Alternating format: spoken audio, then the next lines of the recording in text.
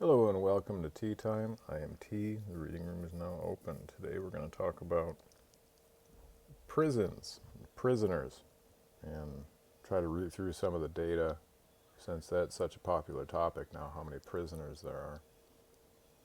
And the public popular commentators have a couple of points, but I think they kind of get a little bit lazy sometimes when it comes to numbers, and I like numbers, and so we're going to look at some numbers. So here we see that the total number of state and federal prisons holding sentenced prisoners has decreased pretty consistently over the past 10 to some odd years, from 2012 to 2022.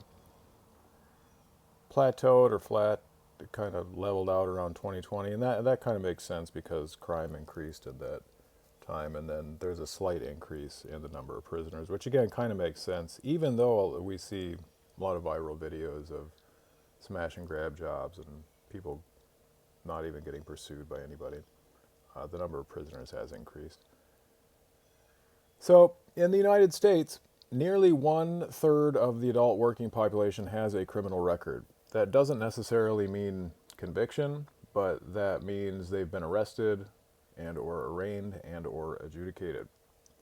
That's a lot.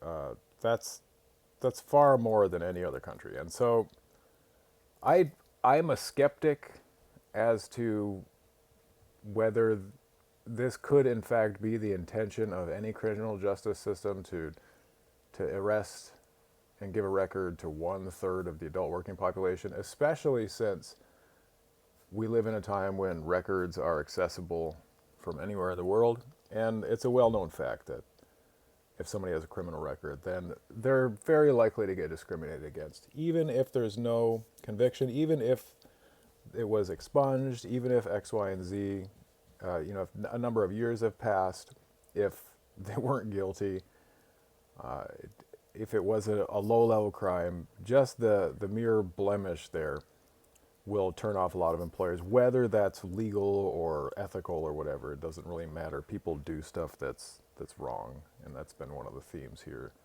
in the tea time. That people do stuff that they shouldn't do, as individuals, as groups, and they get away with it. A lot of them do. And we've heard a lot of attention paid to the disproportionality arguments and how black people and Hispanic people have higher instance of criminal record and interference with the criminal justice system. And that's not necessarily false. The reasons why that might be happening are not exactly, we don't hear a diverse take on the reasons why that could be happening. Like, we don't almost ever hear about just the higher rates of criminality in those populations, which almost, it's more intuitive in a way, because we know that there are associated demographic characteristics like poverty and low education and transgenerational incarceration and things that affect, or that lead to higher probability of the next generation being incarcerated or involved in criminal activity. But true enough, we see that about half of black males and 40% of white males are arrested by the age of 23. That's pretty close. Now, that also kind of makes sense, considering that crime is typically something that people on the lower end of the socioeconomic ladder participate in. And so if the average white family, if the average white juvenile is doing proportionally better because their parents are more well off, then we would expect slightly less criminality in the white population. So there's a lot going on here. And so this is from the Brennan Center. Most of these statistics that I'm going to present today are from government sources. A couple are from NGOs or private research companies, right? So the number of persons with arrest records falls roughly equal to the number of people with a bachelor's degree, right? It's more than the number of people who voted for Obama in 2012, more than the number of married couples, more than the households with dogs. So if you know somebody with a dog, that's pretty common, right, to have a dog? Well, there are more people with a criminal record than there are people with a dog. or households with a dog. That's 77 million Americans.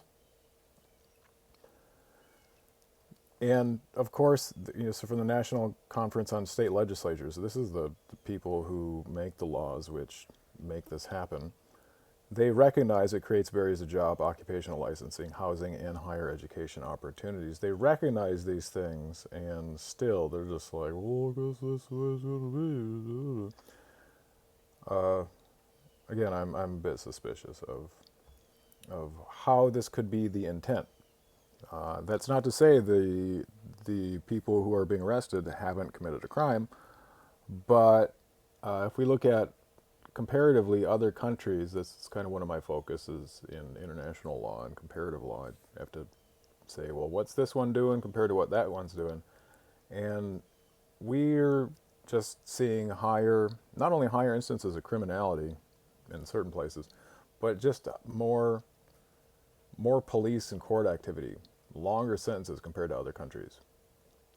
And that results in the standard for the past couple decades has been like 2 million prisoners, and we all, it's a cliche anymore, that we've heard how many times do we have 5% of the world's population and 25% of the world's prisoners, and that's been true for quite a long time. And despite all the attention, it doesn't seem to be budging the meter at all. And we've heard a lot about how drug crime in the new Jim Crow and the criminalization of the black and the poor and stuff like that has led to an increase in prison population, but that's not exactly the main story here. The main story, well, drug crime got 134,000 in state prisons, and then in federal prisons at 68,000. Now, federal prisons, these are pretty serious crimes. If somebody's in federal prison for a drug crime, then they're a trafficker generally, and we know that trafficking is at very least associated with very serious violent crime. And so federal prisons are not our main concern. Most of the prisoners stay in either local jails, you can see there, local jails, and a huge percent not convicted. They're just waiting trial. So that's much more of a concern considering they're constitutionally innocent compared to those who are sentenced on drug possession or more likely drug distribution in state prisons. Violent crime has been the main story here. Violent crime could include robbery. Now robbery could also fall over into burglary, which is property crime, and there might be a little bit of discretion involved in whether a crime is robbery or a burglary, but largely that's due to the presence of a weapon. Murder, I've said it more than once, murder is a very serious problem in the United States, and that's where murder and violent crime are probably where the hyper focus on crime and punishment comes from in the United States, especially murder, because we have a pretty serious murder problem. Now, another thing we've heard about in the liberal media, which sometimes gets it right and sometimes gets it wrong, is this privatization of prisons and there being perverse incentives to send more people to prison because that increases the profits of the private prisons. And that is not, that's not fake. It's not fake news, but if 8% of the people are in private prisons, then that is not like the main thing going on here. And I suppose if we stacked up all these things together, then maybe we could make a significant impact. But the privatization of prisons, unique to the United States for sure, it's an economic response and a financial response, and that is just our system of economics in the United States. We're kind of weird in that way. We're something that the state should have a monopoly on, private companies are involved in. And a bigger issue, a bigger problem would be, in my opinion, the mercenaries and private militias and things that are doing work, military work overseas, because those result in more loss of lives. But yeah, indeed, there have been a couple of cases of judges. There's one in Pennsylvania, I think, where they had a deal with some sort of private juvenile detention center where they were funneling, they were sentencing more people than they should have in order to get kickbacks from the private incarceration center. But that is not the main thing we're looking at here. Okay, so in the quest for, I think the silver bullet moonshot, the over, the big solution, people like the big headline banner news, and they're not getting into numbers. Journalists are on deadlines and they want to get clicks, and that's not to say there aren't issues, but like with most things, the solution is complicated if there is a solution at all. And people don't generally like complicated. They want nice, clean, prepackaged, very easily digestible bits of information that seem like a whole lot but don't actually have much substance. And unfortunately, that's the consumer market and media.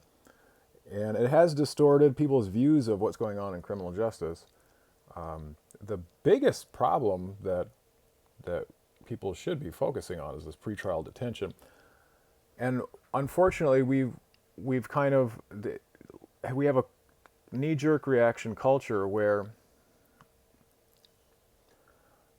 this many people are being held in local jails before trial, and the reason they're being held in local jails before trial is because they can't afford bond, they can't afford bail.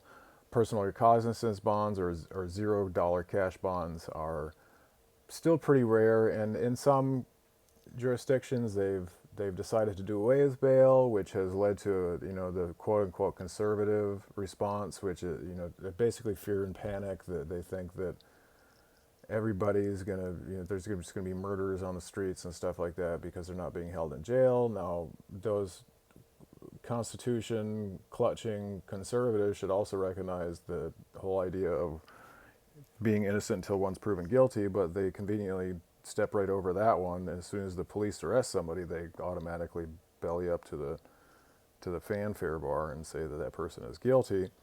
This is just one of the contradictions among those very, very afraid, quote, conservatives who would rather have more prisoners and never send somebody out on probably any bond, and certainly not personal recognizance or zero cash bond. But what's the difference if somebody is a major league player and they can afford a $10,000 bond?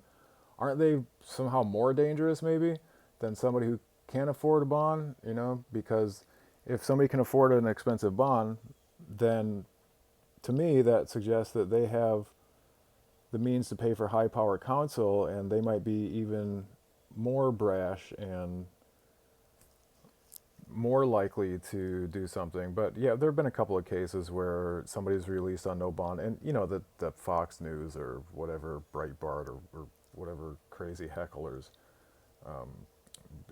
focus solely on those, whereas they kind of ignore problems when it doesn't swing their way. So yeah, there have been a couple of cases when somebody who got out on no cash bond went and committed a crime immediately thereafter, but those are still pretty rare. The median bail amount for felonies is $10,000. Now again, a felony could be a lot of different things. Doesn't necessarily mean violent crime, but typically looking at this here, violent crime is the biggest chunk of the prison population, bigger even than those non-convicted in local jails, but just barely. And that's been a big part of the jail growth. Those are county jails, those are detention centers before trial. Very, very seldom are people sentenced to stay in the county jail. Overall, the prison population has declined, but that was due to sentencing, right? These populations, the increase in county jail population is not included in this graph at the beginning, because these are sentenced prisoners, right? And so the prosecutors and the police are kind of having it both ways, right? Where they are getting sentences without a trial, right? And if this were in a different country, this would be like arbitrary arrests and the lack of due process. There are people in Louisiana and elsewhere who are sitting in county jails for like 2 years or something like that, or more, before they even get a trial, because the public defender backlog is just so great. And this is part of the problem with the United States, not only criminal justice system, but also the fact that people commit crimes and they've got no means to afford themselves any counsel, which is part of why they commit crimes. It's sort of like a cycle. And some of the state's responses in holding these criminals is somewhat rational because some of these people at least, are very likely to go out and reoffend. And then there's also just the emotional response, which, like it or not, judges, police, and prosecutors are people, and they have emotions, and some of them are quite transparent about that they would rather like summarily dispose of larger populations, and this is just kind of the American mindset in a lot of ways, that human life is a little bit negotiable, and unless they have a lot of money, unless they're fit this set of criteria, then their lives are somehow less valuable. And that's kind of how we get the whole Black Lives Matter movement. But there are details that those big emotional parades kind of gloss over. So here's our local jails. 653,000 not convicted, held for local authorities. Notice these numbers from the Prison Policy Initiative. They're pretty good. But notice you got 550,000 there, and down here we got 653,000. That's because of another 102,000 held for other state agencies like federal prison, federal state prison, Federal Bureau of Prisons, U.S. Marshals, and stuff like that. And so they kind of like increased the slice of the pie there while we weren't looking. But that number right there, 448,000, 450,000 people, that's a lot of people. It's hard to imagine that many people. And the largest crime type there is violent, but you also got drug. And if they're just being held in courts, or if they're being held in local jails, then chances are it's for possession. And this could be a doobie. It could be a single gram of cocaine, which, hey, say what you want, not healthy, and you shouldn't do that, but it's not exactly like public enemy number one. If somebody had a roach or, like a pill, so, and it's arguable whether that person posed any real public safety threat. They might, walk funny and like stare at the wall for a while, or I don't know, say stuff in a weird way. But that private, personal drug use right there, which is the possession charge, that's where our approach to criminal justice is really unique, because the police would be more efficient and the prosecutors would be more efficient with the public money if they just like seize the drugs and set the person on their merry way. And eventually people they'll get the hint that if they're possessing drugs in public, then they're going to lose their drugs. And that will be enough penalty to provide incentive for them not to possess drugs in public, over time. But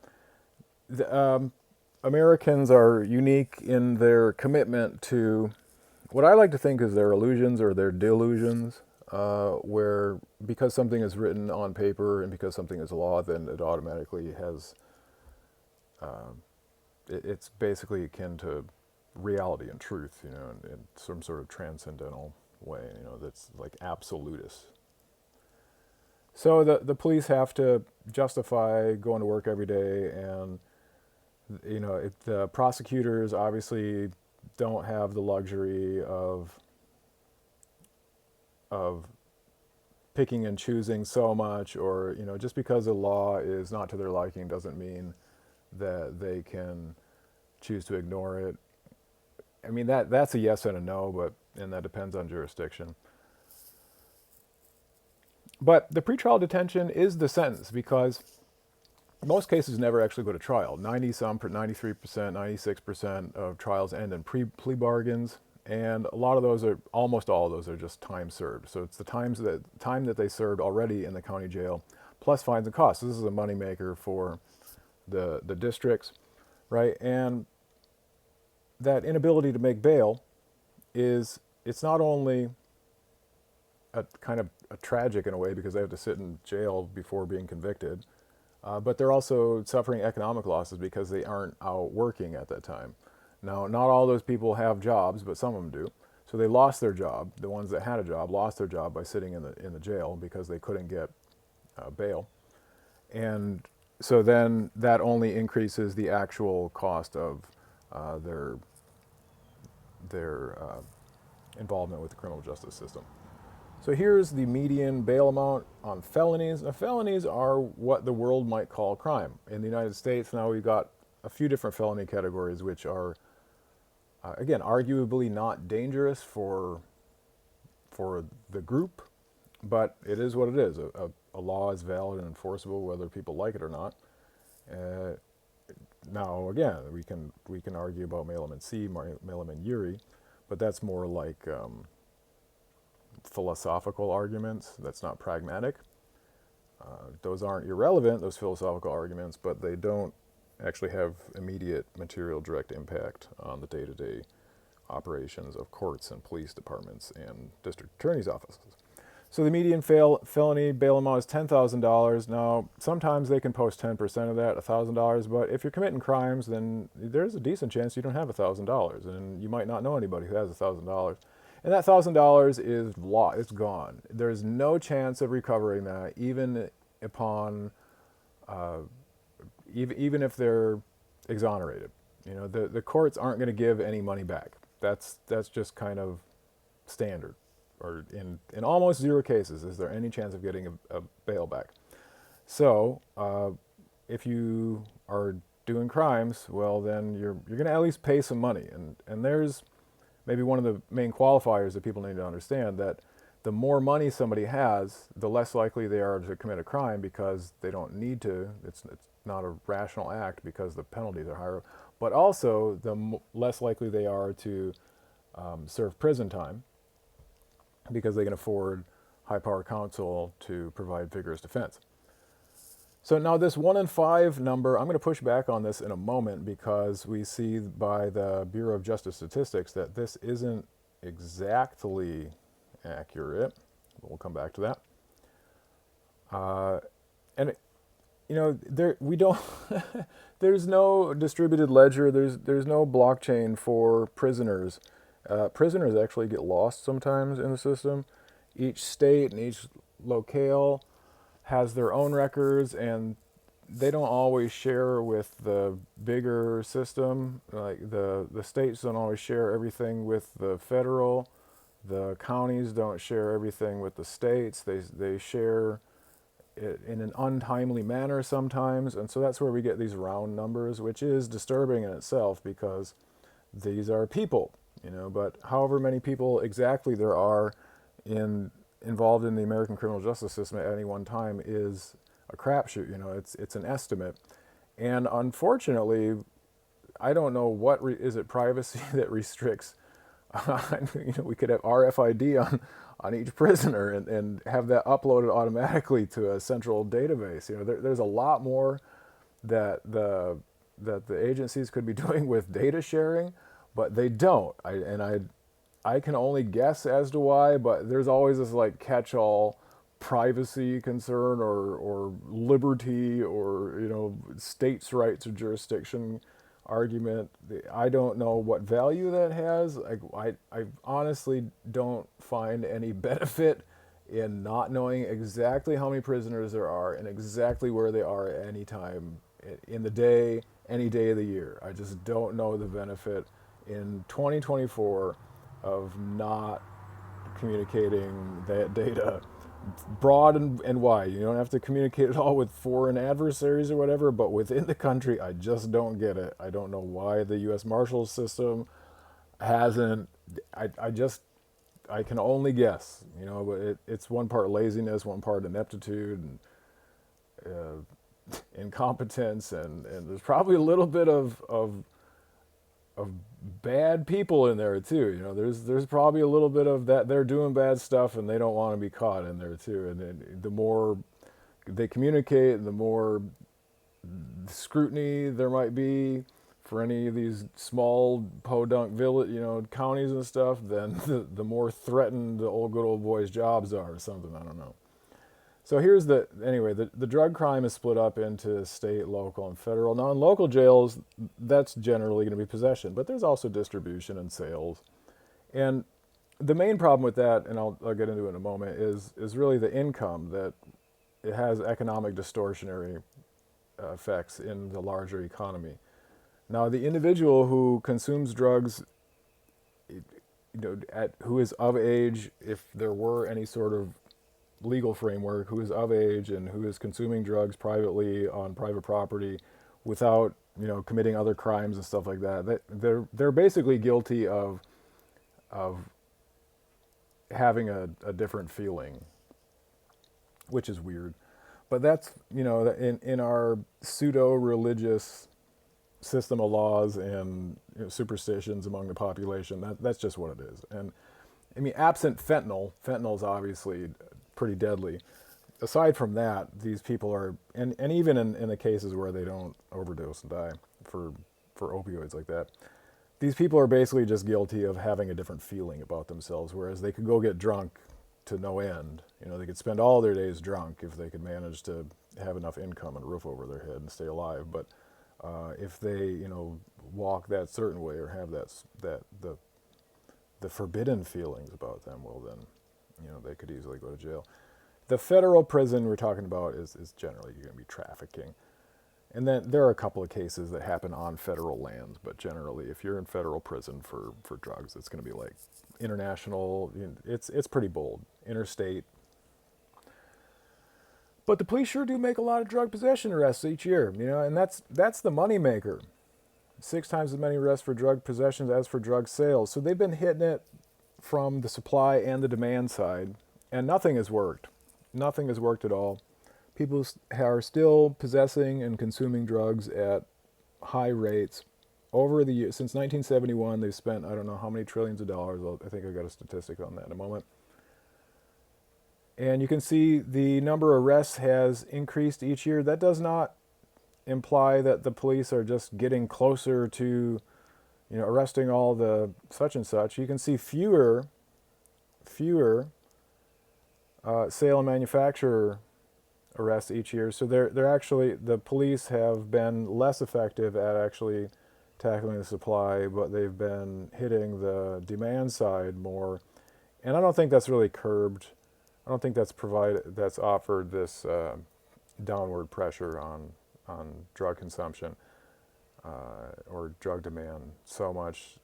But that's all just estimates. This is black market and shadow market trade, and what we're left to believe is personal testimonials and self-reporting surveys and stuff. And people lie for social desirability, and people lie on surveys. So we can only guess how many actual drug consumers there are, especially since there's some stigma to drug use. People are less likely to report it. Then again, on the other hand, there's, in some subcultures, there is stigma on not using drugs, and so people are proud of their drug use. So it depends who you ask. But these are the cash cows for district courts. Some district courts turn a profit. Now, in the United States, I would call these court of first instance or petty court. Compared to Europe, these are petty courts. It would be a magistrate in Great Britain who handles these drug possession charges. And basically, you get a criminal record, or the person who's involved gets a criminal record, which is a lifelong sentence for career. But they basically just pay a fine. They're not going to go to prison. These misdemeanors carry maximum sentence of 1 year, and they almost never actually serve time, except in the county jail if they couldn't make bail after the initial arrest. And then there are cases of, especially in the South, I suppose, with like 1 gram of cocaine or a small number of other Schedule 1 or cocaine Schedule 2. I don't get the scheduling of the DEA. How is cocaine Schedule 2 and not Schedule 1? I just don't get it. But more dangerous drugs, if they have a small amount, which is clearly for personal use, then they might spend a year. They could even be charged on felony. But possession is distinguished from sales because of the amount held. Now, some people use a lot of drugs, so some people are charged with sales when they actually have an amount that's actually for personal use because they just use a lot of drugs. So there's a little bit of gray area in, there's a little bit of overlap between what is possession and what is sales or distribution, depending on the individual. But these are basically moneymakers for the districts who don't get much in property tax. People can't pay property taxes. The property value is low. And then so the police go out and hunt. They're extorting people for speeding and red light and stop sign tickets, every chance they get. And in those traffic stops, they become basically hunting ground for extortionate fines. Smell marijuana or fake that they smell marijuana and get a feeling that somebody has something. Generally speaking, possession is going to be a high fine, and so the police can look like heroes because they can act as at least like they're keeping dangerous drugs off the streets, even though those drugs weren't going to go any further. They were just going to stay with that person who paid the fine, which is basically extortion, but it's legalized extortion because the government has a pseudo monopoly on violence, and depending on the state, some states like New York have had fewer and fewer sentences for a drug offense, whereas South Dakota more and more. And that relates to when there's other very serious crime, like the whole state of South Dakota doesn't have as many people as the city of New York. So, there's obviously a prioritization of different crime types in these different districts. And that's kind of what the American system is. It wasn't necessarily meant to unify the people, but the territory. And so these different territories have extremely divergent methods and approaches to issues like crime. And so people in South Dakota, I guess if your uncle swears by tobacco and alcohol and thinks that his preacher on Sunday preaches that all drugs are the devil, and everybody's concerned about the local high school kids and whatever young people, being gay and, basically eating the devil, snorting the devil's powder or whatever.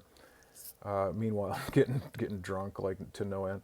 Then that's going to be, there's a lot of perception and a lot of culture involved in what compels the police to be so intense in their policing and the DAs to be so intense in their prosecutions.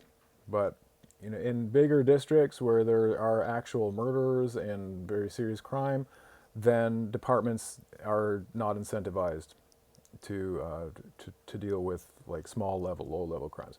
And maybe one of the reasons that certainly you would hear about it in these smaller districts, one of the reasons that they might police lower level crimes like Giuliani's Broken Windows project is because they don't want this to get out of control and then lead to bigger and bigger crimes. And there's some sense to that, but also every town has a police officer, and it's easy to bust kids for drugs and to get those fines, and then they look like heroes, and it's relatively little work. It's low danger, if there is a murder once per year or whatever, then they're not likely to solve it, or they might arrest somebody and that person might have done it, but you never know.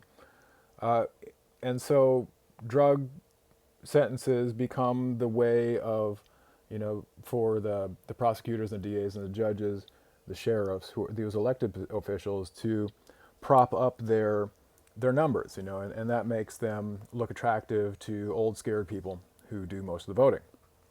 And never underestimate how fearful old people can affect how the public offices handle their activities with regard to criminal justice, right? Meanwhile, the youth are getting strapped with getting labeled as criminals, and good luck getting a job that has some sort of security clearance. Good luck enlisting in the military with a drug conviction. Good luck if you got a distribution charge. You cannot get student loans. Good luck getting corporate position in the next few years, although some corporations are certainly on board with well, if it wasn't something serious, then I guess I don't really care. But good luck, especially in the small towns and small communities and in those more rural states. Good luck shedding that stigma. And I suppose it's their fault that they did the crime. You know, they got to do the time and all that. But on the other hand, this is malicious prosecution is never really handled it. You know, it's not ever prosecuting it. That is a crime, malicious prosecution. But this type of thing is hardly ever spoken of in certain groups. And so we've got this sort of dichotomous or multiple perspectives going on with regard to criminal justice. And generally the police and the prosecutors and the judges are quote unquote conservative. Now that word doesn't hardly mean anything to me because this is not the way it used to be. It is absolutely not the way it used to be. Not at all. Because not so long ago, somebody with a felony record could just go to another state and set up a new life. And, you know, and the records would never be communicated. Now records are available online everywhere from around the world. So this is not the way it used to be. But they still call themselves conservatives, and they believe that they are carrying on traditions from the mid-20th century or previous, you know. And what people believe is probably more important than what actually is. Retail expenditures on drugs. So despite all that policing, despite all those numbers, let's look at cocaine. The retail expenditures, this is a function of supply and price, right? So is the $58 billion. So if we added up all these numbers, you know, we've got total for all four drugs: cocaine, heroin, marijuana is now illegal in many states, and so I would assume that the spending it's different now because cartels can't push up the prices through horizontal and vertical, territorial price fixing, and all these different cartel behaviors. In certain states, anyway, I know that the price has dropped. In other states, they just used the cartel pricing model when they went legal, without the government intervening and setting a price ceiling. But that's a whole other issue altogether. Heroin, you know, it just depends on whether it's more or less expensive, but let's just look at the totals for all drugs spending in 2016, and you can see that it's 2016 and 2015 are exactly the same amount total as 2006, and so we can assume like $150 billion a year. You know, times 10 years, that's $1.5 trillion, so that's a lot of money in the economy. And like in the previous episode, I talked about human trafficking proceeds, or human trafficking, and how that set up the antebellum South with the plantation feudal lords, and you know how their legacies are still persisting today. Well, that I didn't even mention the proceeds from the human trafficking itself. And so you've got these cartels that are building. It's a well-known fact that the cocaine money kind of built the skyline of Miami, or had a significant influence on the skyline of Miami, Los Angeles, San Francisco, New York. You know, it's not too often, but often, you know, it's not unheard of that a big bank like HSBC, I mean, HSBC was built on opium money, Hong Kong and Shanghai banking, right? And so the East India Company, the origins of the corporation were largely criminal trade, and I mean, that's just what it is, right? And so these criminal outfits they've got many different features, right? So they're adding value, right? The local corner boy has a job, and he is not only harming the community by taking money from people who hardly have it, and then delivering drugs which are making for lower productivity, but he's also providing income for his runners, and he is making money and putting money back into the community. So these are really complicated issues economically. And if you stretch it out over many decades, which it has been, the drug war and the failure to really rein in the drug war, because it's impossible. No country has ever been successful. And you know, this is the trade-off too. If we don't want a police state and surveillance state, then there are going to be offenses, and there are going to be abuses of power too. But trillions of dollars in economic activity leads to, you've got people, you've got high school students who are having these real fancy cars with, working, I don't know, where does he work? That's the question. So there's actual economic impact of these trades. It's not just social and psychological impact in criminal justice. On the one hand, criminal justice systems have saddled people with criminal records, which makes it so they can't get illicit jobs, which then, for a lot of them, diverts their only career opportunity back into illicit trades, right? So, and then on the other hand, for other people, then it just makes corporate work or more conventional work more difficult because of the stigma and the sort of high and convoluted or distorted moral sensibilities that people have with regard to criminal records, that they're not even really thinking about what's happening here.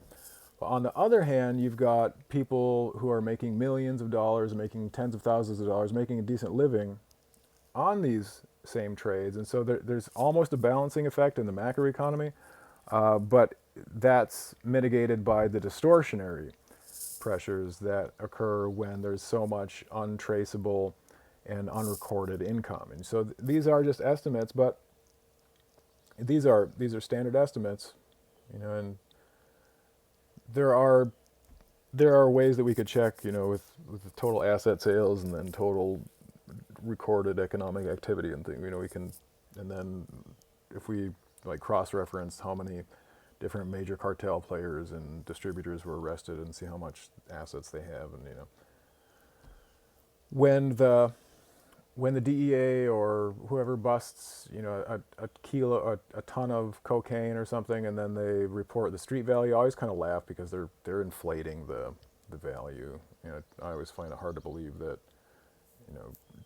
$10,000 could be converted into $1 million or something like that. But I guess if it's broken down into its smallest packets and then stepped on a bunch of times, that's possible. But these estimates, even if they're 10% off or 20% off, these are still trillions of dollars over several decades. And so that is most certainly impacting economic activity at large, right?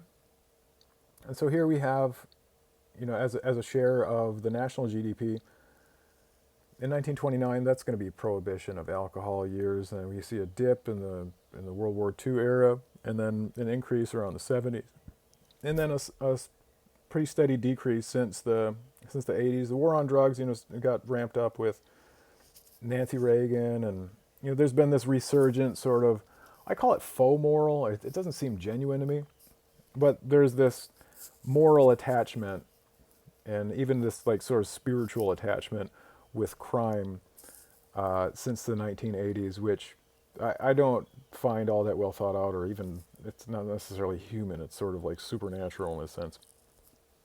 But that might relate to the reduction in GDP share in illicit trades, right? We're talking about gambling, theft from business, prostitution, and illegal drugs. And you see that illegal drugs has pretty much the highest, next to theft from business a little bit. But illegal drugs is just about the biggest illicit income source. It's number one, I think. Number two might be guns, and number three, prostitution, or flip those around. Number one, drugs. Number two, guns. Sorry, prostitution. Number three, guns worldwide.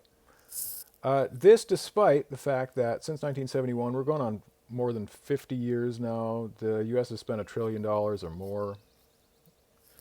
I used to look at the budget from the White House and see, 15, 20, $30 billion spent on anti-drug activity, and that is sort of like another jobs program. These are people getting employed. There are companies that are making the tactical gear and the machinery that the police departments use, the more police officer hours, man hours that the government pays for, that money goes back into communities, and it provides a lot of, again, fearful older people a lot of times with a sense of doing a good job, being responsible, and They're being patriotic and things like that, even though they aren't really taking into consideration the popularity and widespread cultural influences or impacts of illicit drugs, and I'll look at that in a moment.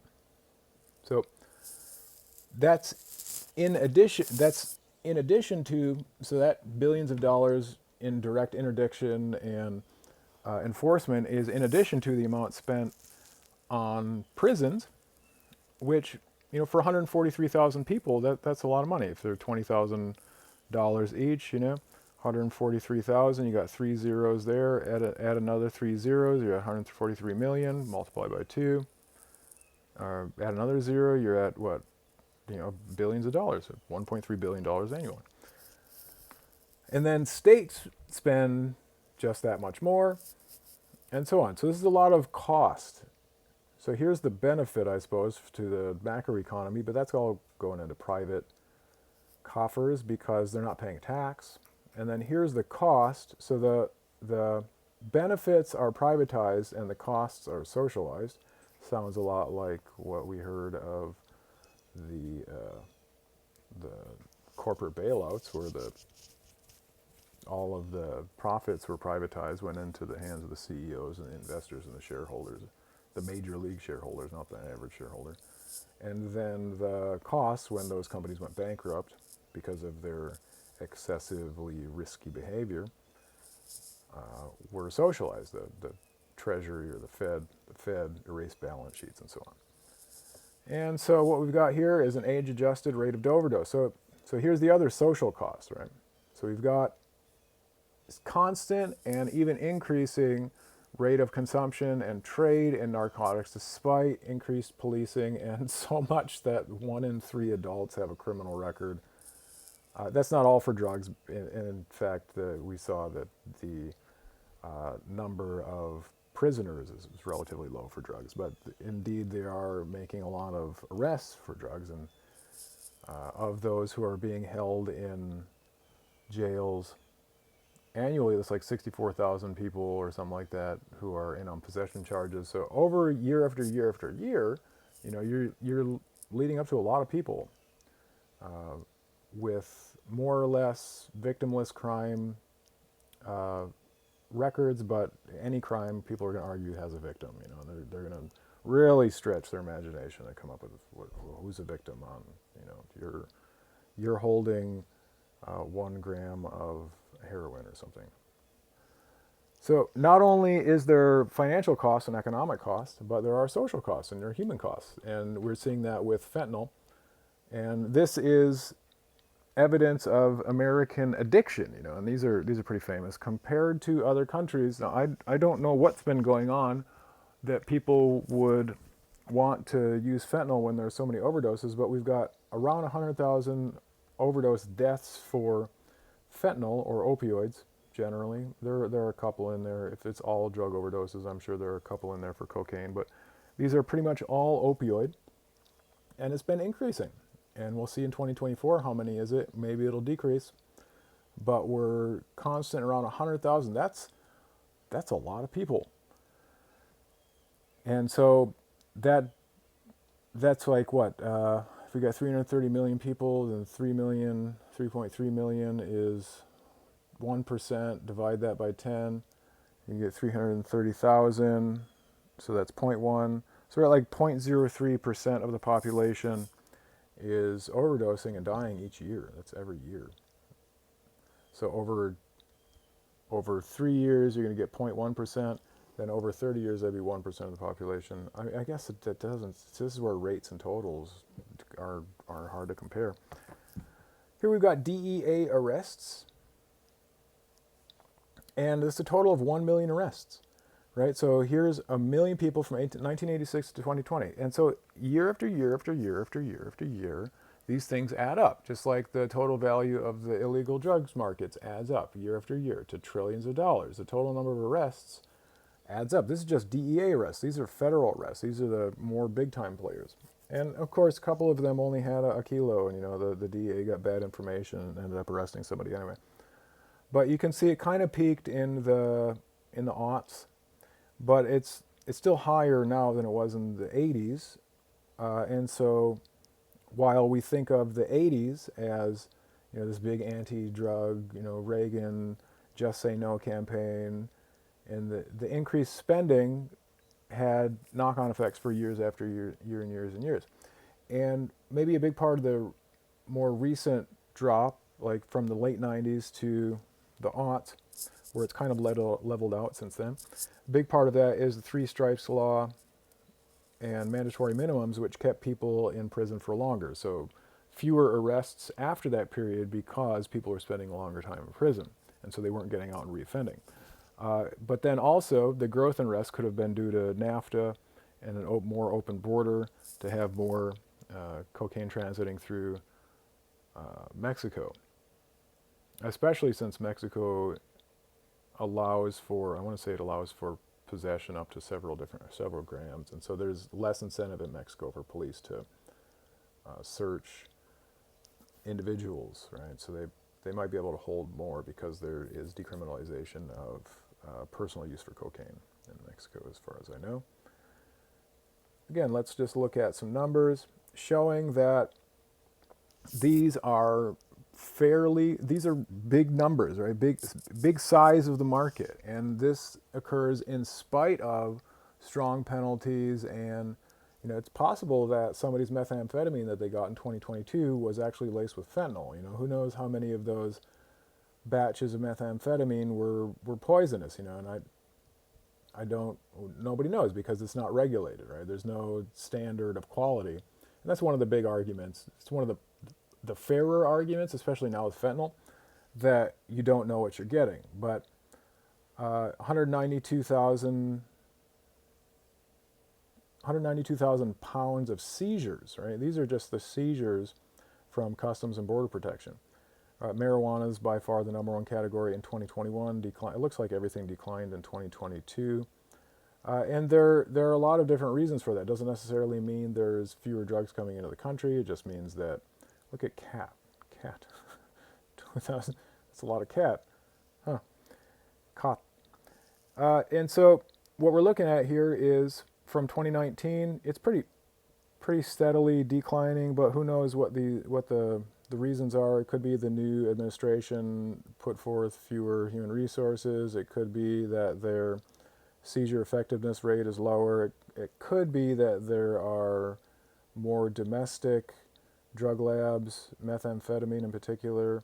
It could just be the khat, that could be the difference, because who uses khat other than Yemenis and Somalis? I don't know. And so,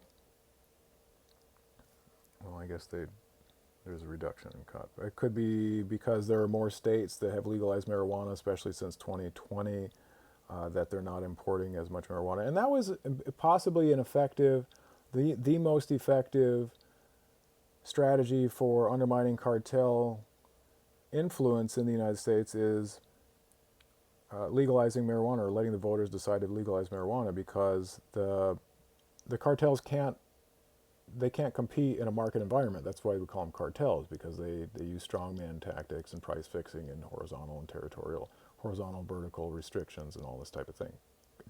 Classic cartel behavior. And before the 80s, or before the Guadalajara cartel, the word cartel applied mostly to oil and other actual monopolistic conglomerates, that fix prices and organize territories among competitors and things like that. And so we can see drug seizures are pretty stable through the years. Drug trafficking trends, these are all from U.S. government and other such organizations. Here we got methamphetamine, that's a big one. So methamphetamine is by far the most popular drug among Americans. It's more popular than powder and crack cocaine, more popular than heroin. Fentanyl is on the rise. You can see fentanyl is increasing quite a lot. Marijuana is on the decrease because, again, trafficking in marijuana is probably been upset by the legalization regimes, which have lower prices in a lot of places, and when somebody can just go to the actual store, then they're not going to want to go to a seedy part of town and knock on some door to see somebody with a gun or whatever. to get overcharged for marijuana that might be sprayed or laced or something like that. But methamphetamine, steady and rising through the years. And that explains a lot of, methamphetamine is probably the number one reason for tent cities and increasing rates of severe mental illness in homeless populations. Apparently, I read there was a new method of making methamphetamine. The shake and bake method, was it? I can't remember. That came on the scene in the aughts, like 2006, and right after that, we saw these really crazy scenarios. These people went nuts for their very toxic methamphetamine. But it is very popular. Look at what are we on the x-axis here? 10,000 what? 10,000 what? Or on the y-axis? Oh, I don't know. Must be pounds. And so what does it all mean? Well, GDP, here's the WSJ, the Wall Street Journal. GDP doesn't include proceeds of crime, and should it? Well, if it's $100 billion a year, $150 billion a year, we can include it because it's not recorded. People would have to be able to file taxes and say that they're a drug trafficker or whatever. And maybe that would be better. I mean, from an economic perspective, these are all points to be had, to be debated, to be discussed. Here's from Georgetown. Productivity loss, that's one of the main concerns when people are drunk or using drugs, and they can't go to work and do their job very well. And they might not even go to work at all. Healthcare expenditures, you can see the illicit drugs all together. Generally, the biggest one is for productivity loss. That's about the same as alcohol. Smoking obviously has those healthcare expenditures for lung cancer. And over time, a lot of death and disease is attributable to alcohol. But it might appear to be the result of some other cause.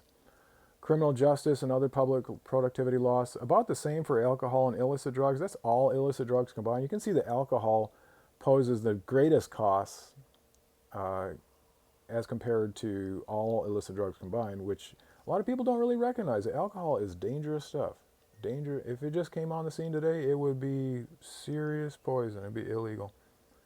Of course, if you let your grapes sit around, they'll spoil and turn into alcohol. And since beer was portable and the alcohol kills the harmful bacteria, it was liquid back in the day. But it is seriously costly stuff. So these are we've got accounting revenues in the proceeds of the illicit trades, and then we've got economic costs. And those economic costs don't include all the money laundering and other financial crime. And the economic distortion, especially this is really hard to track. How distorted is the economy? How much inflationary pressure is created through all of these illicit trades? Because people have cash and they've got offshore accounts, and so they have assets that they don't have declared, and then we see that the U.S. population is sustaining consumption even amid hyperinflation or near hyperinflation, suggesting that there was enough of the population that had assets in excess, or capital in excess of what was declared. And so this is part of the gamification of the economy, that when people are dealing in cash and not reporting, then it's like a wild game of poker, and when somebody goes to call and everybody's just kind of bluffing about how much they have, and they actually have more, then who knows what the limit is to what the shadow market economy distortions are, right? So around the world, same basic story. The United States is the single largest market for illegal drugs at 300 and some million people. It's a very large market generally, and then the prices are higher. It's on the same hemisphere, and there's a land transit. There's a land route from Colombia, which is nearly the sole producer of cocaine, Colombia, Bolivia, Peru. And so 8% of global trade, again, this is a serious distortion in global trade too, where in the United States, the financial sector appeals to a lot of the global players. And so If you got, say, like $500 billion, that's from the United Nations, that's nothing new. Here's David Perdue, a senator in 2019. At $500 billion, that's 500 billion.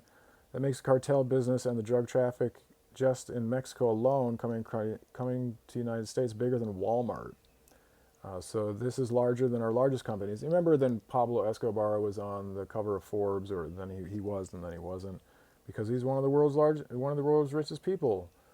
And so these are tycoons, and they have major influence. That's why the Mexican cartel behavior is so wild, and the police are ineffective because they've just got so much money, and a lot of that is because of American consumers. So these are major companies, and it just goes back to the original corporations, the East India Company. I don't believe that in any near recent future we're going to have the Chapo. What was his name? I think his nickname was Chapo. We're going to have a Chapo Corp. I just don't think we're headed in that direction, but that's not impossible to imagine in the longer term future, that people would just become realistic about personal drug use, and then just through a matter of pragmatic compromises come to allow the regulated, or at very least lesser policed, sale and distribution of narcotics for personal consumption, with the aim of reducing A, violent crime, and B, market distortion. That people would be required to report on their taxes, and that there would be benefits, right, of having transparency. Whereas the lack of the opaqueness of the trade is an implicit threat, that a lot of people don't even recognize, because they're so fearful of having a different feeling, being nervous, basically.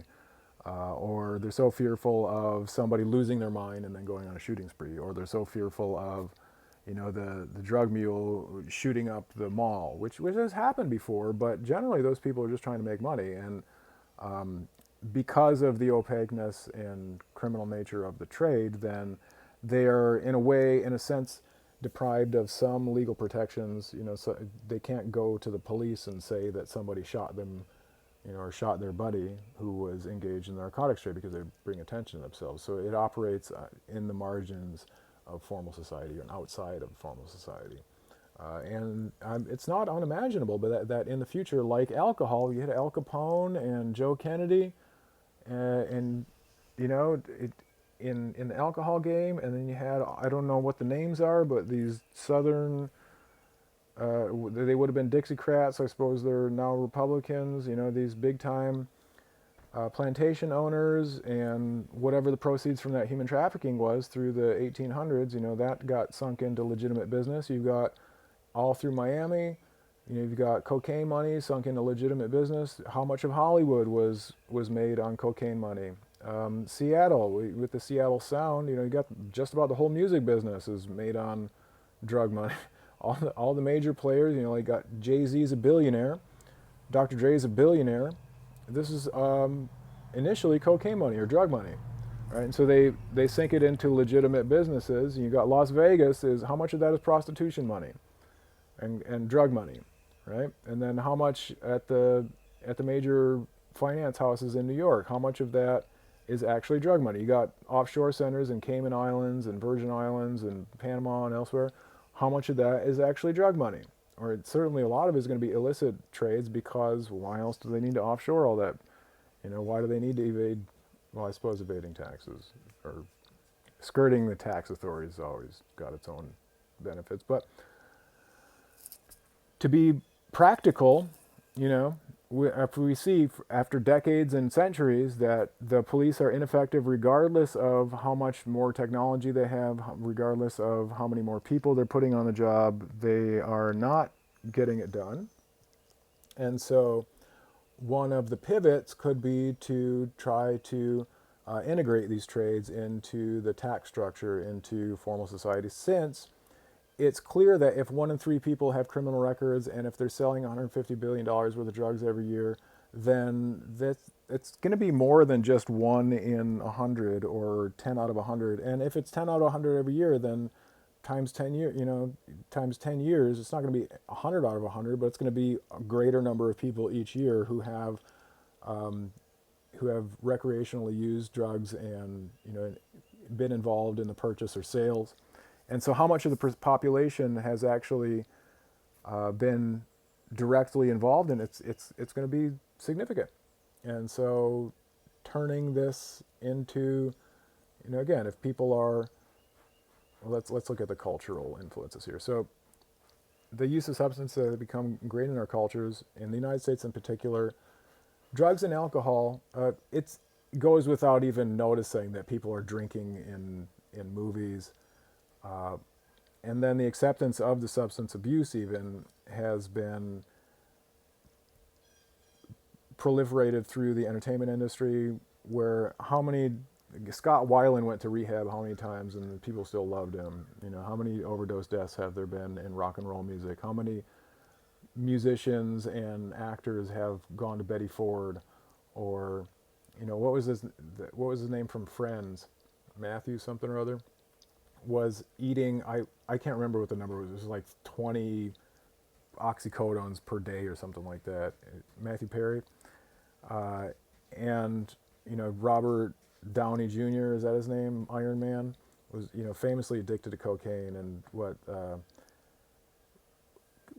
the lady from Cheers was using like $1,000 of cocaine every day. I mean, and you got it in movies.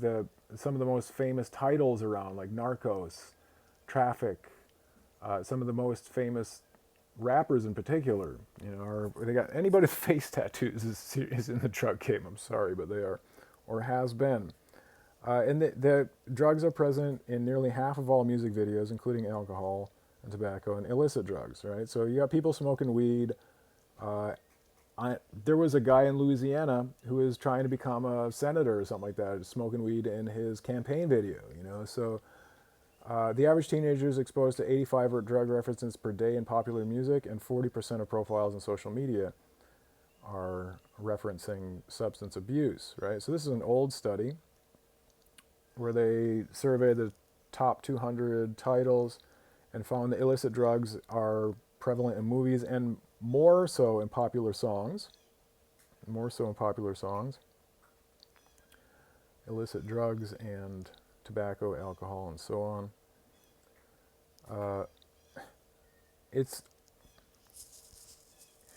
It's willful ignorance for people to act like they just can't imagine what's come over some teenager, some adolescent, or somebody who chooses to engage in illicit drug use, because it's so proliferated throughout the culture in music and movies, television, film, that it's basically ubiquitous. And with so much use, the stigma is eroding. If anything, there's a stigma to the policing, right? And with so much use, the idea that these are poison and somebody's going to get addicted and go crazy, right, on the first try or die on the first try, is seriously diminished, right? With the exception of fentanyl, I'll give it that, because fentanyl, like a small grain of it, a tiny fraction of a gram is enough to kill somebody. That rhino medicine is a different story. But aside from that, the idea that it's so dangerous is seriously compromised by the popularity and people who, like Lil Wayne or whatever, for real. And so, let's see. So more studies say the same. Exposure to movie depictions of alcohol strongly predicts early onset of drinking and binge drinking in adolescence, increased and according to surveys, the kids aren't drinking and having sex as much as they used to. But these are self-reporting surveys.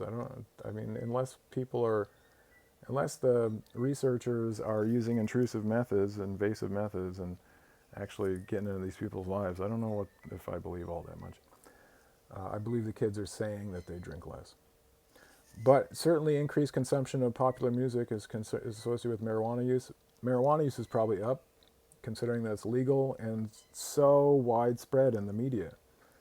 So studies have shown, I mean, these go without saying. Now the whole bad influences argument only goes so far, and the area of congressional hearings is over, and 2 Live Crew got to do whatever they want in the 90s, and Larry Flint got to do whatever he wants. So I think in the United States, the whole legal option for diminishing these references is over, but the facts remain that it's clear that what somebody sees on TV, that's, celebrities are glamorous, and they've got money, they've got popularity, they've got friends, they're attractive, they set trends, and a big part of what they do relates to drugs and alcohol. So let's read the paragraph here. Mass media can both promote pro-health culture and foster anti-health activities, right? Adolescents' risky behaviors are linked to exposure to drug liberal mass media content and all of those types of media.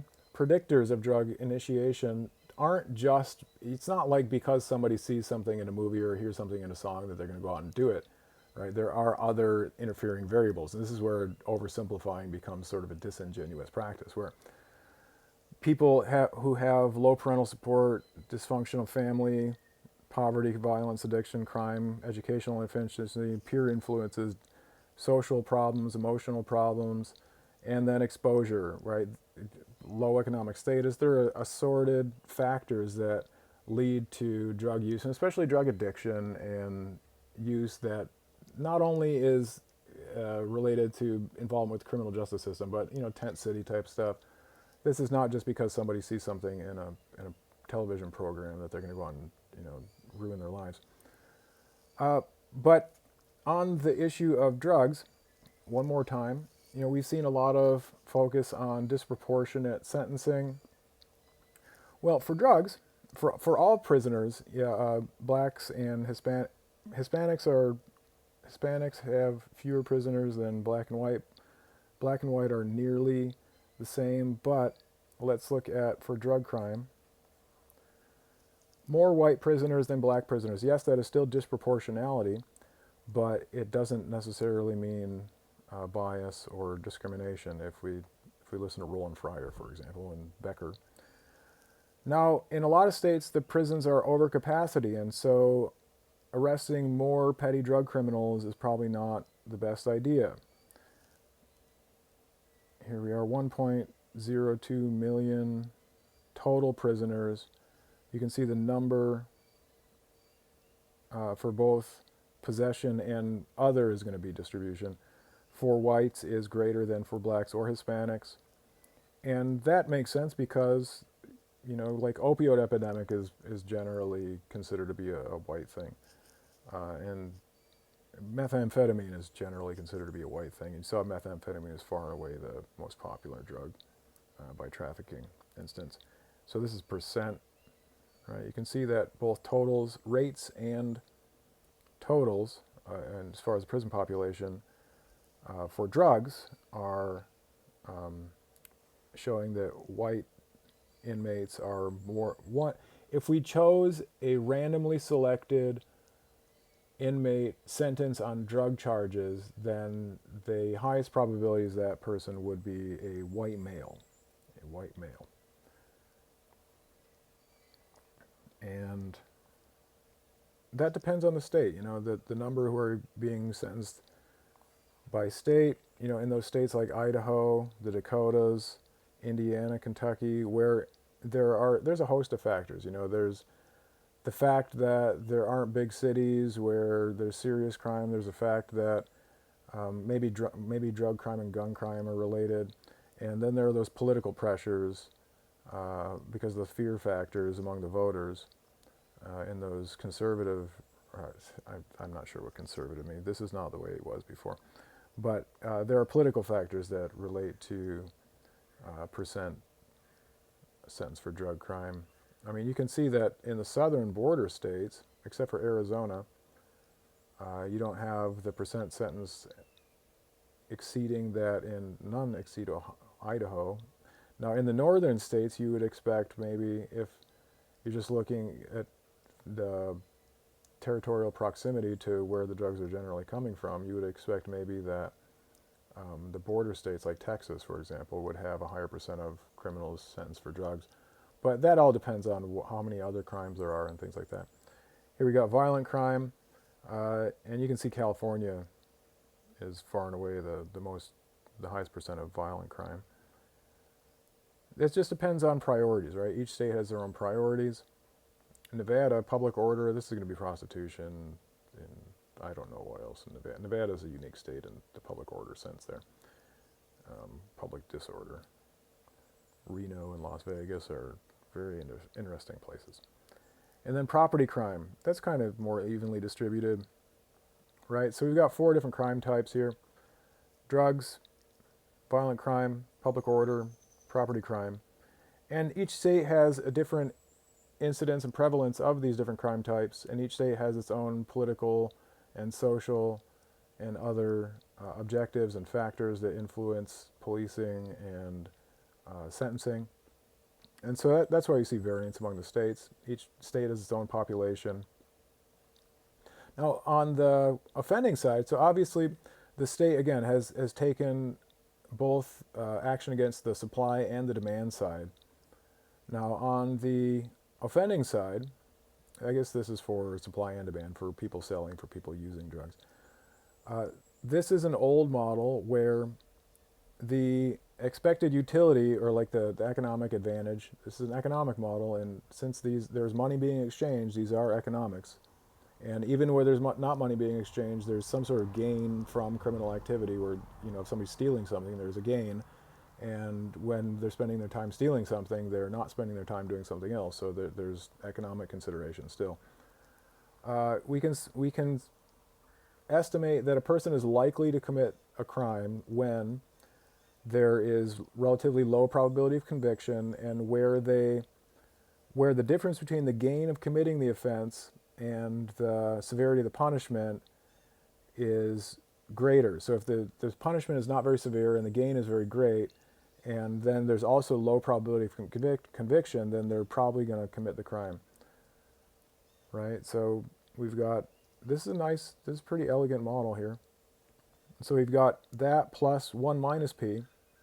So 1 minus p is going to be the probability of not getting convicted times the decision maker's utility index. So the probability of not getting convicted, there's a low probability of getting convicted, and person values the crime or values the thing that they're looking to do against the fact that, so if there's a high probability of conviction and there's relatively low value in the crime, then they're not likely to do it. But if there's a lower probability of conviction and they're maximizing or optimizing value, they're getting greater value from committing the crime compared to not committing the crime, then they're likely to do it. And when it comes to drug trafficking and drug sales, as well as a lot of drug use, then we can see estimates, cocaine seizures, right? And let's look at seizure effectiveness rate. This is from Customs Border Protection. Seizure effectiveness rate. So this is estimated, but the CBP is estimating that they only seize about 2% of the drugs coming into port. And that's just coming across the border, where it's easier to police the border than it is to police a neighborhood. And so if they're seizing 2% of the drugs coming into the country, 98% of the drugs are not coming in. So there's a 98% chance of getting away with it, and a 2% chance of getting caught. And so that would be the probability conviction. Once they're caught, they're going to get convicted. So there's a 2% chance. 0.02 is going to be the P there. And then 1 minus 0.02 is 98%. So that's going to be, in the utility model for drug traffickers, that's going to say that they will continue to traffic drugs because there's very little chance of getting caught. And there's going to be, severity of punishment is pretty high, but the gain from committing the offense is also very high because it's quite a lot of money. And so since p-value, the probability of conviction or probability of arrest or detection, is so low and the gain so high, despite the severity of punishment, if they get caught in those 2% of cases, and then this utility index is something else because that also includes like the thrill of the crime and stuff. But the utility index is going to, in this case, mostly relate to the gain from committing the offense. And there could be psychological or social gains inside the cartel structure. The more times they successfully transport the drugs, then the higher their status or rank might go.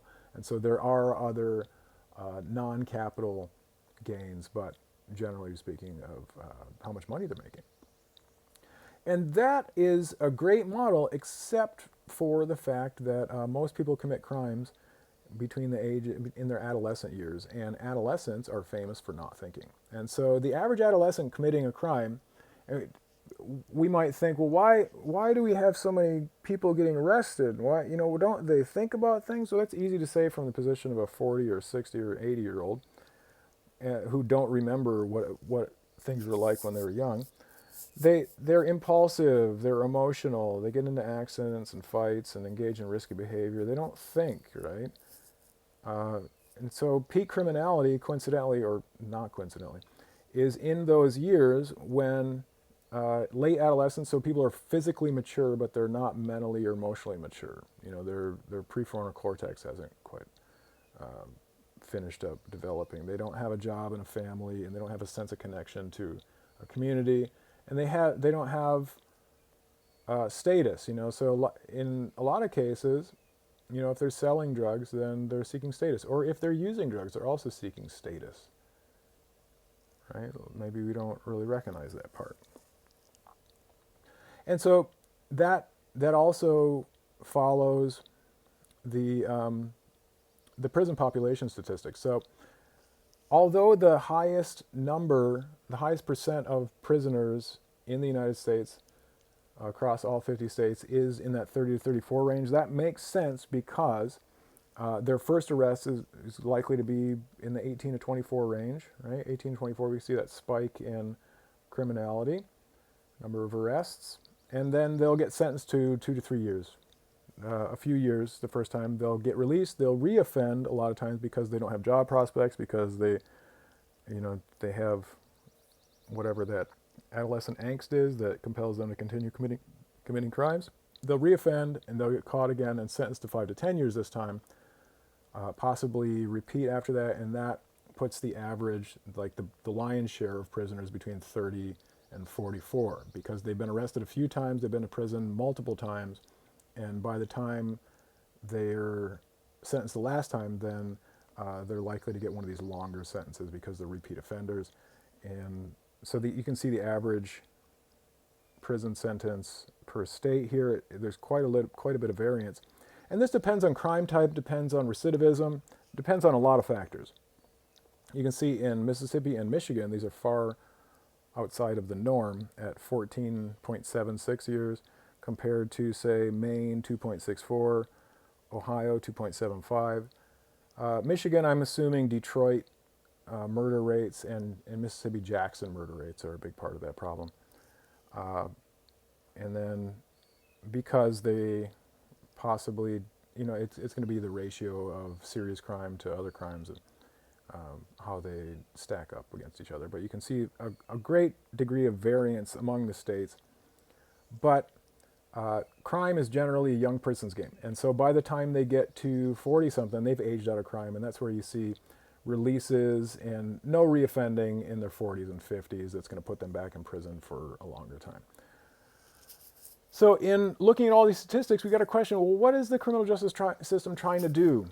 There's been a lot of calls for proportionality in recent years, but that's not what they're interested in. Proportionality is not terribly important. If it were, we would have seen a lot more action from the official record rather than from news organizations. It's not trending in the proportionality direction either, despite all of the calls for proportional equal outcomes. There aren't equal inputs, we're not going to get equal outcomes. Is it empirical reliability? Well, yeah, I guess so, maybe, but if so, then there are also mistakes. And the Innocence Project alone exonerates how many people, how many people were exonerated after DNA evidence came out, how many prisoners didn't do it, how many took an Alford plea who are factually innocent but pleaded guilty just to avoid the trial penalty. So empirical reliability, you're at the 5% error margin maybe. That's pretty significant. Efficiency, well, yeah, in some regard, but not in other places, because there are a lot of resources, billions of dollars put in the criminal justice system each year. And is crime really going down? Well, the rate's going down, but that's the population going up. And so it depends who you ask on that one. Conviction rate, well, that's the one area where they're really doing well. 96% don't even go to trial, something like that.